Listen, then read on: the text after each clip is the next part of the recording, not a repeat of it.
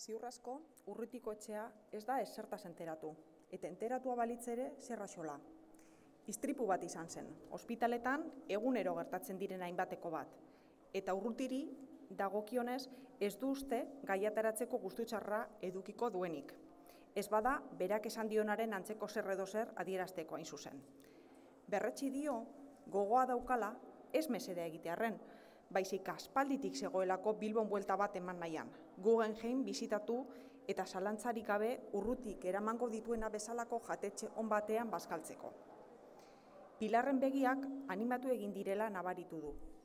Eta bera, aski pozik sentitu da, emaztearekin izaten ari den portaera begiruneko eta egonarrikoaz. Pilar da gidatzen duena. Konfiantzaz egiten du. Eskuineko eskua aldagailuaren palankan bermaturik eta oinak abiaduraren mugaren agindura. Haserre arau hautsirik aurreratzen duen gidariarekin. Lasaia da trafikoa. Gogoeta soziologikoak.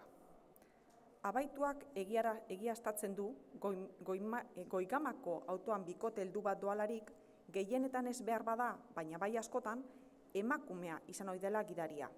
Bere iritzian, ia mundu guztiak autoa daukoan neurrian, gidatzea prestigiozko zerbait izatetik, eginkizun arrunt eta gogaikarria bihurtu den neurrian, gizonezkoek Euskal Herrian behintzat, rally eta horrelako ez beste, bolante hartzeko interesa galdu dute, eta emakumeak dira gidaritzara egokitu direnak.